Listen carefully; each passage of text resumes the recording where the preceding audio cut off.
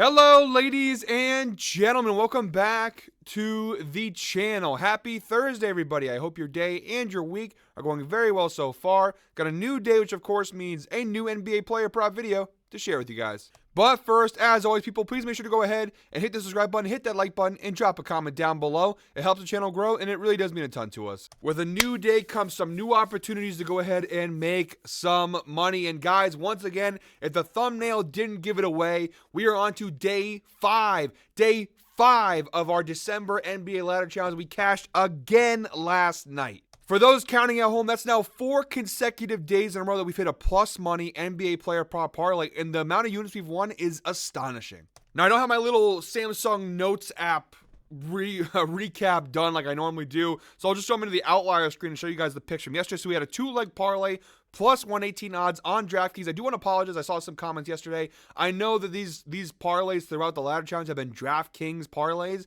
I do apologize for that. It's just DraftKings gives us the best odds we can find right now for the props I'm looking for. That isn't always the case. Sometimes it's FanDuel, sometimes DraftKings. For those who can't participate, I do apologize for that. But we had a 2-leg parlay on DraftKings yesterday, plus 118 odds. Cade Cunningham over 29.5 points plus rebounds plus assists. He almost cashed that in points alone. And then Rudy Gobert over 21.5 points plus rebounds plus assists. Also a solid cash. If you go ahead and look at the ladder challenge results so far. So if you've used the ladder challenge, if you've done every day like I've instructed, you right now, after 4 days, would be up 13.84 units in profit after 4 days. That's including if you took that original unit back that you invested and put it back in your pocket like I instructed. If you didn't do that, you'd be up even more money, but I'm telling you guys, it's always the best strategy. Take a little bit of your money back, so at least you're just playing with house money. But using the ladder challenge strategy that I have presented, we are up 13.84 units through 4 days. And again, all plus money parlays each of the last 4 days. To put that into perspective, if you started the ladder challenge with $100,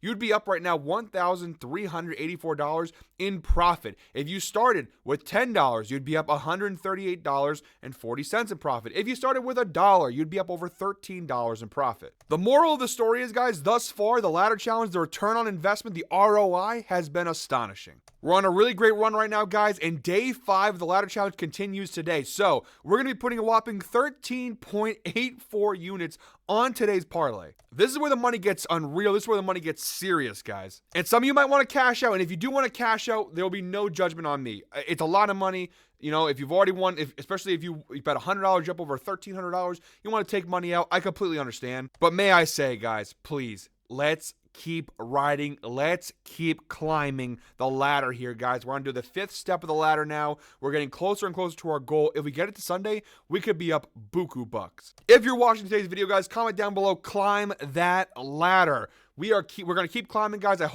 seen a couple people in the comments who have been riding since day 1. I hope you guys have, because like I said, the results have been there. And I know some of you are probably expecting me to go ahead and celebrate and throw the money gun and all this stuff. We're not going to do that, because we're going to stay humble here. 13.84 units, baby. King Kong ain't got shit on me. Let's go. Let's go. Money for everybody. Money for everyone. Let's fucking go. Let's fucking go, guys. 2-leg parlay plus 140 odds coming your way right now. Let's just keep making this rain. Let's go. All right, guys, here we go. Jumping right into the outlier screen here. 2-leg parlay plus 140 odds. Our first of 2 legs. We're targeting the Bulls-Spurs game, 8 p.m. tip-off. We're going Nikola Vucevic of the Chicago Bulls here, over 17.5 points. We're getting this for minus 195, excuse me, on DraftKings. Again, guys, I apologize for those who don't have DraftKings or don't use DraftKings. But unfortunately, for a lot of people, this is the only place you can find these particular lines that I like. So this is minus 195 on DraftKings. And the data on this prop, guys, is absolutely fantastic. You see, 8 of his last 10 games, Vucevic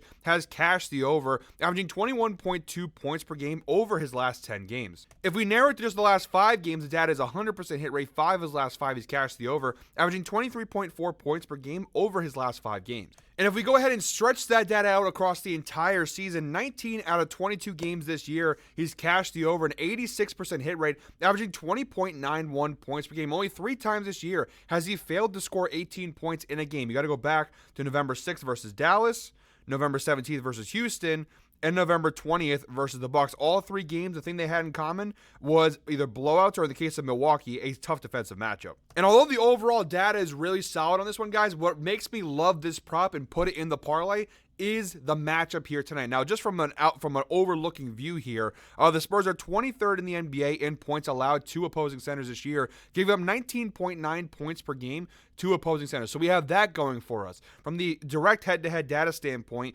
2 of his last 3 meetings with the San Antonio Spurs, all of them taking place last season, he cashed the over, averaging 20.33 points per game. The last time they played back on January 13th, he had 24 points. The only time last year he didn't cash the over was on December 21st. He had just 16 points against San Antonio, but a 67% hit rate overall across his last 3 meetings with the Spurs. But now we get to the really good stuff here, and it's not, I don't want to root for injuries, but injuries play a huge reason as to why I like this prop. Just from the San Antonio's perspective, Victor Wembanyama is out in this game. That is huge. They're 23rd in points allowed already with Wemby, who is a defensive monster. He's out now. You got Zach Collins presumably starting at center for the Spurs. I'm sorry, no disrespect to Zach Collins, but I'm going to disrespect you for a second.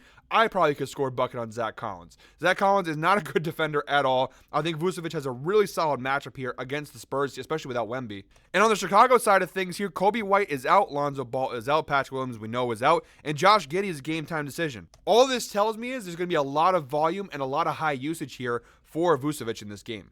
Let's just look at Vucevic's last 5 games dating back to last year, just without Kobe White. Not even taking Lonzo into consideration, not taking Josh Giddey into consideration, just the last 5 games without Kobe White dating back to last year, a 100% hit rate. Only 4 games, a pretty small sample size, but all 4 games without Kobe White, he's cashed the over, averaging 22.75 points per game, and he's taking almost 15 shots per game. So the volume is there. He's played 1 game this year without Kobe White, which was just the other day versus Brooklyn. He went 8 for 11, 73%, and finished that game, let's go ahead and look at, with 21 points. So without Kobe White, the volume is going to be there. The high usage rate is going to be there. And again, with the defensive matchup and whatnot, I think Vucevic is due for a really, really big game here. So we're going to take that one over 17.5 points for the first leg. And for our second leg, we're going with a guy. This is now the 3rd time in 5 days I've used him in a parlay. He's all reliable. We're going to trust him one more time. He just barely cashed the other day. It was a real sweat there, but he did cash. We're going with it one more time. We're going Jaren Jackson Jr. here. Over 24.5 points plus rebounds plus assists. And the reason, guys, why I keep taking it is because it's cash money. He's cashed in 9 of his last 10 games, a 90% hit rate, averaging 29.4 points plus rebounds plus assists per game. So far in 2024, an 80% hit rate, 16 out of 20 games, he's cashed the over, averaging 29.25 points plus rebounds plus assists per game. Jaren Jackson Jr. has cashed this over in 13 of his last 15 games. You look at all that green, some really impressive data there. And from a head-to-head standpoint, 2 of his last 3 meetings with the Sacramento Kings, all taking place last season, he's cashed the over, including each of his last 2 meetings, averaging 26.67 points plus rebounds plus assists per game against the Kings. And look at the right side of the screen, the matchup data here. It's a really juicy matchup for Jaren Jackson Jr. Obviously, Zach Edey is out again for the Grizzlies, so Jaren Jackson Jr. will once again play the majority of his minutes at the center position. Look at versus centers here. Sacramento, 19th in points allowed, 29th in rebounds allowed, and 27th in assists allowed. So some really good matchup data there for Jaren Jackson Jr. And just to show you guys the data this year without Zach Edey, who is out, and it looks fantastic. You see in 2024, 7 out of 8 games this year without Zach Edey, he's cashed this over, an 88% hit rate, averaging 28.38 points plus rebounds plus assists per game. When Zach Edey doesn't play, Jaren Jackson Jr. comes out to play. The only time he failed to cash the over was versus Detroit, which was a blowout win for Memphis.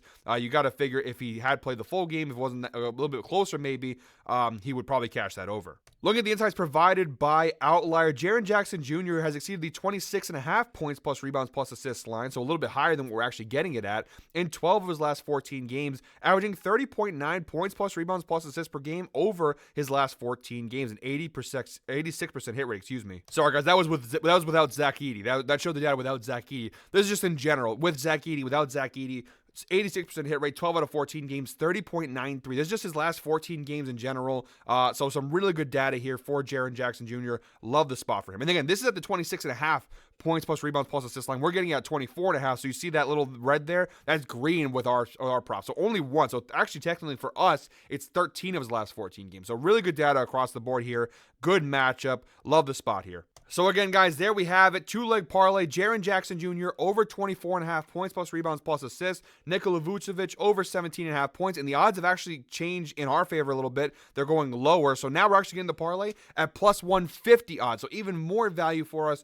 2-leg parlay plus 150 odds, guys. That's day 5 of our NBA Ladder Challenge. Apologies again for no single bets. I just, with 13 units riding on 2 legs, all of our focus right now is on this parlay. But that's it for me today, guys. I will be back tomorrow, regardless of win or lose, with another NBA player prop video. Now, if we win, and somebody asked us in the comments, shout out to Colin, one of our good followers, a constant watcher of the video series here.